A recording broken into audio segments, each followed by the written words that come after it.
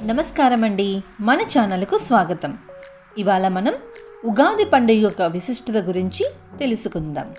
ముందుగా మన ఛానల్ని సబ్స్క్రైబ్ చేయడం మర్చిపోకండి. కొత్త ఆశలతో సరికొత్త ప్రారంభానికి స్వాగతం పలికే ఎంతో విశిష్టమైన పండగే మన ఉగాది పండుగ. ఉగాది ప్రాముఖ్యత తెలుగు రాష్ట్రాలైన ఆంధ్రప్రదేశ్, తెలంగాణలతో పాటు కర్ణాటకలోనూ ఈ పండగకు ఎంతో ప్రాముఖ్యత ఉంది. ఈ ఉగాది పండుగను తెలుగు సంవత్సరాది అని కూడా అంటారు.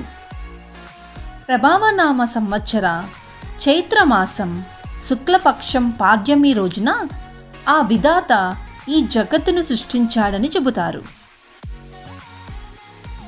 శ్రీ మహావిష్ణువు మత్స్యావతారం ధరించి వేదాలను తస్కరించిన సోమకుడిని సంహరించి ఆ వేదాలను తిరిగి బ్రహ్మదేవుడికి అప్పగించిన సందర్భంగా ఉగాది పండుగ ఆచరణలోకి వచ్చిందని ఒక పురాణ ప్రతీతి.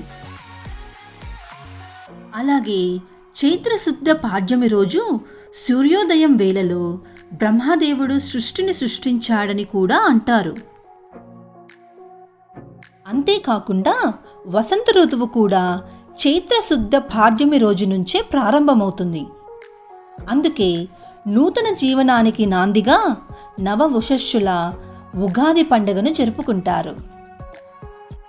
ఈ రోజున ప్రజలు ఉదయాన్నే లేచి ఇల్లు వాకిళ్లను శుభ్రపరిచి తలంటి స్నానం చేసి గుమ్మాలను పూలతోనూ మామిడాకులతోనూ అలంకరిస్తారు. ఉగాది పచ్చడి ఈ పండగకు చాలా ప్రత్యేకమైనది.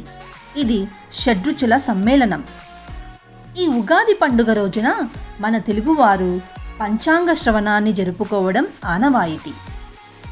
అంతేకాకుండా ఈ రోజున మిత్రదర్శనం, ఆర్యపూజనం, ఏరువాక, గోపూజ వంటి ఆచారాలను పాటిస్తారు.